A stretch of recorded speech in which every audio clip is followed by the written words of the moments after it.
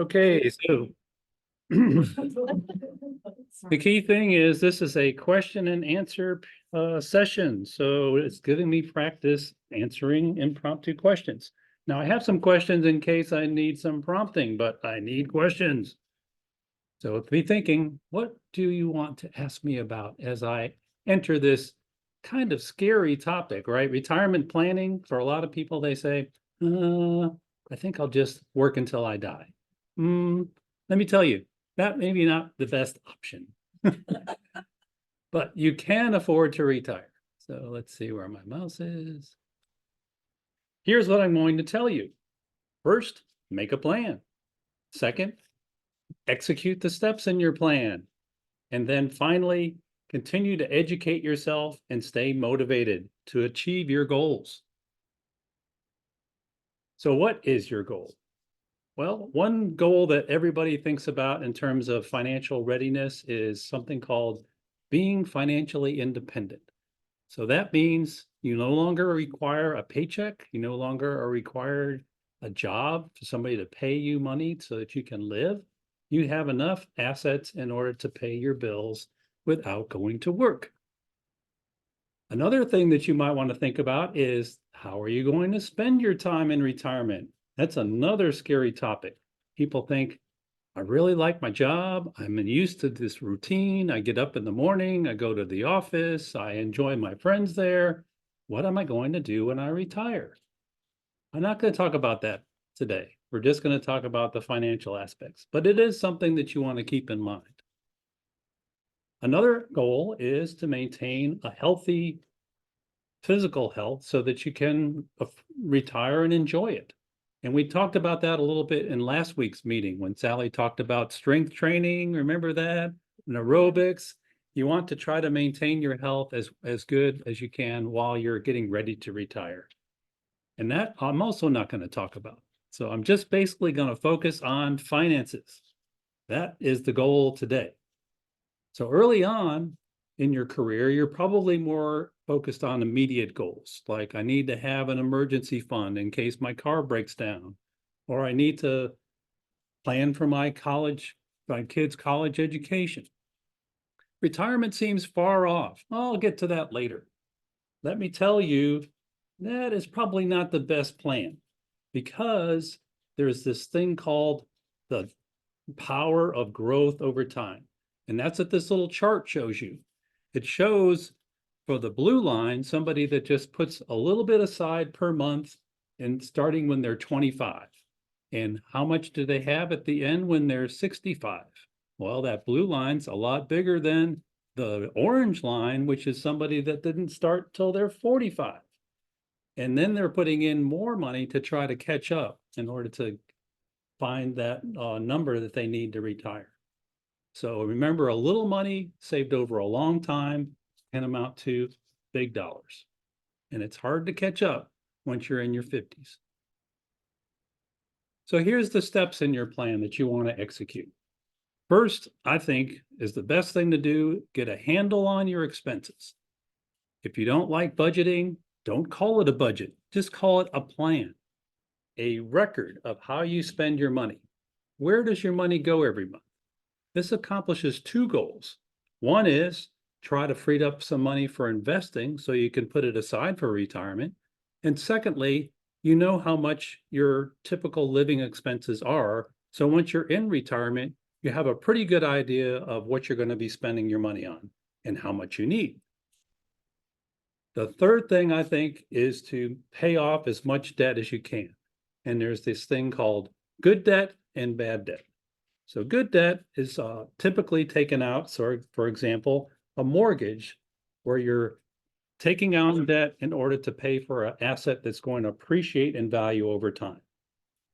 That's good debt. Maybe you don't need to worry about paying that off before you retire. Bad debt is something that you've taken out money in order to pay for an asset that is going to depreciate over time. Now, we all like our cars, but as soon as you drive that car off the lot, that asset is going to depreciate in value. And every year you keep it, it's worth less and less.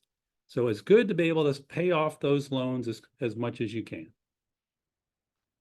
Step number two, take advantage of your workplace plans. The first one would be a 401k.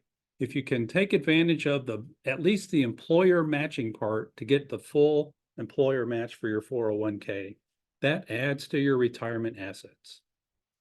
But the other thing that people may not be thinking about is to protect your biggest asset, which is your earnings potential. Two ways to do that. One, make sure that you enroll in your employer's disability income plan. So if you get sick or hurt and you can't work, you have at least some money coming in and you don't have to spend down your assets in order to continue to pay your bills.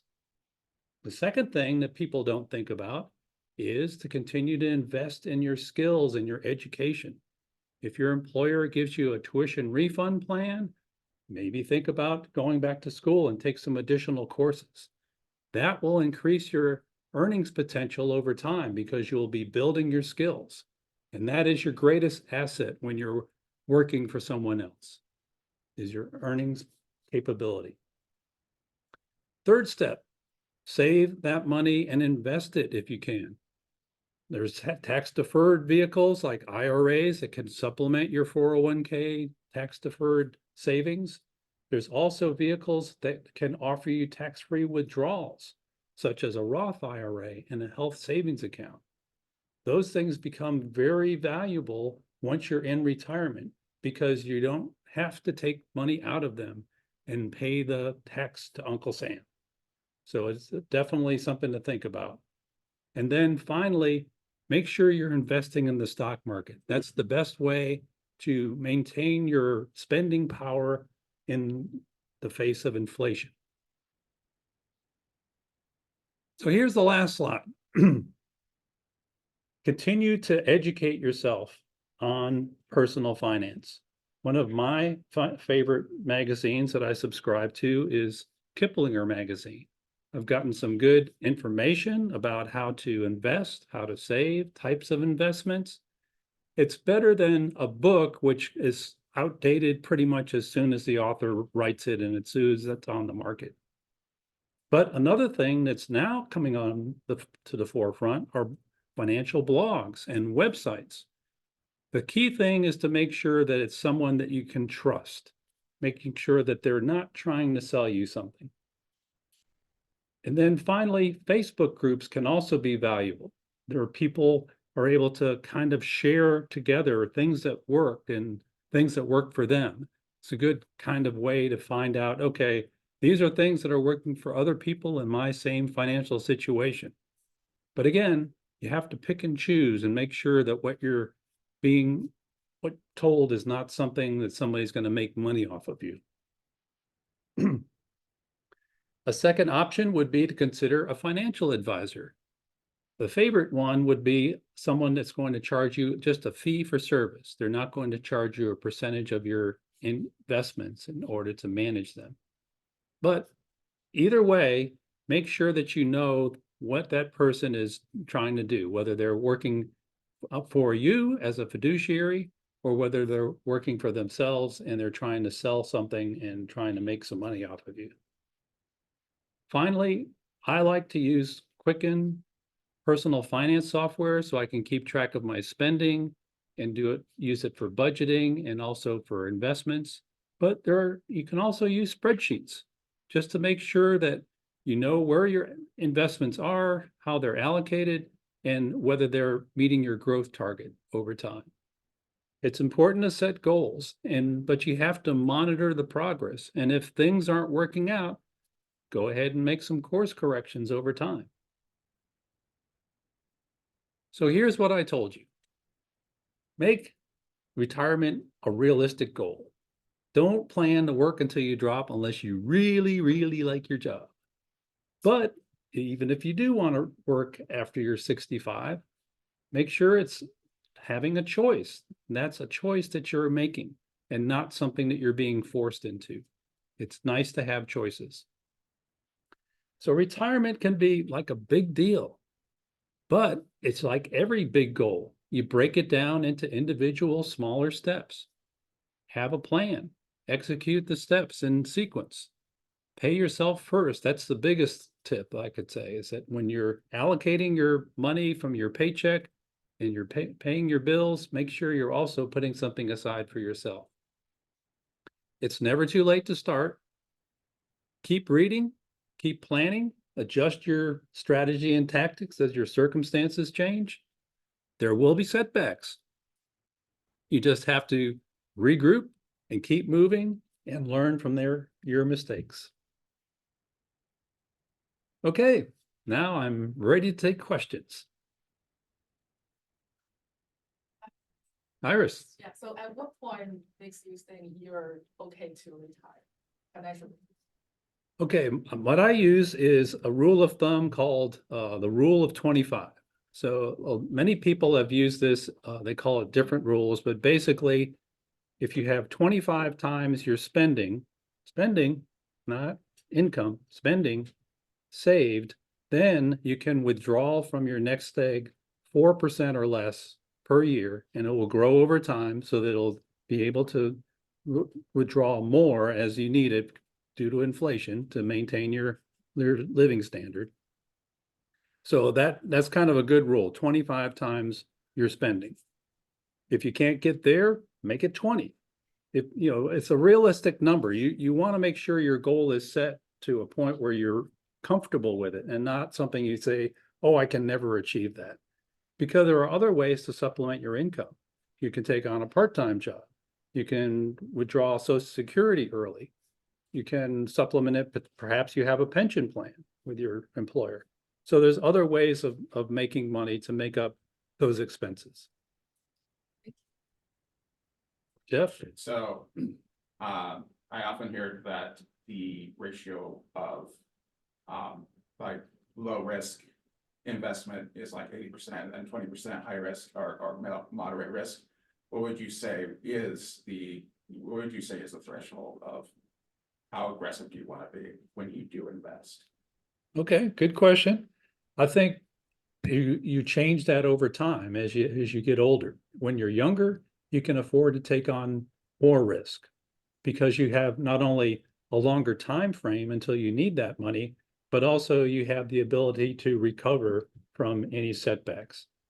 But as you get older and you start thinking about that as being your nest egg that you're relying on, you may want to pull back on your risk and invest in lower risk investments. What do you think about the controversial opinion of taking Social Security at age 62 as opposed to waiting? You know, we're thinking about that right now, and we're a little bit older than 62, but we're not to our full retirement age yet. What turns out to be the situation is if you look at the way Social Security pays you, there's a crossover point. So if you take it earlier, and then you take it later, it kind of the break-even point is around age 70. So if you expect to live longer than 70, then you may want to defer your Social Security because you will be getting more per month. But if you expect to have a shorter lifespan, then take it at 62. Dan? Oh, Sally? What's your advice on those who are self-employed? For self-employed, try to take advantage of any opportunity to defer income, to put it aside into a tax deferred account, such as a IRA. If you tap that out, then there's nothing wrong with putting extra money into already taxed accounts. Just the key thing is put it aside and don't spend it. Let it grow. Thank you. Yeah. I give you your comment on 25s of the spending, right? That's the normal spending. What is your plan to handle unexpected big expenses, such as long-term care, as more and more Alzheimer's start to show up and people live longer? What's your plan to handle big expenses and outside of the normal? Yes, that's a great question. And long-term care is something that people are concerned about. My personal solution to the problem is not to invest in long-term care insurance. I've seen the situation where Number one, it's very difficult to get your claim paid once you need it. And number two, it sometimes the premiums grow out of control. So then later on in life, you can't afford it. Or companies have been known to not be able to pay their claims as they expect to, and you have to settle for either a lower payout or a higher premium. So my view is to try to put enough aside beyond the 25 to be able to handle those types of expenses. And it's okay to put those into a higher earning investment vehicle like a stock market or stock mutual fund, because the thinking is that hopefully you won't need that for another 20 years after you retire, and it'll have a chance to grow and keep up with inflation. But it's all an unknown, right? We don't know how much those medical care costs are going to continue to inflate, and they are growing beyond the rate of general inflation. So it's a very difficult situation, but it has to be personalized, I think, for each individual. Question online. A question from Pat. Yes, I have a question. When you talked about finding a fee for service financial advisor, you know, it seems like the ones that are working for mutual funds and all that, they're all over the place and they contact you and all that. But how would you recommend finding a local fee for service financial advisor? Where would you start? Well, that's a good question, and I don't know the answer to that one. Unfortunately, I know that there are organizations out there that I've heard of that you can research online that advertise fee for service financial planning. I have not taken advantage of any of those personally, so I could not tell you whether that's a good way to go, just looking online. Or another option would be ask your friends, people that are close to or in retirement, what financial advisor do they use? Is that the term they use for that? If you were doing a search, fee for service, is that a common? That's the common term, fee for Okay. service. If you can find a recommendation from someone you know and trust about an advisor who is, is pretty good, then pursue that and just find out some more if you can. Because that's kind of what we did, and it's worked out pretty good. And keep the fee for service thing in mind. Sounds like you can contact Dan Murphy, and you have his email. Happy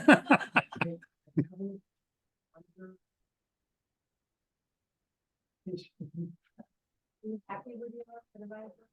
Actually, yes. Oh, Kat, we talked to you then. Okay, we're good. It's time to wrap up, so can take one more question. One more.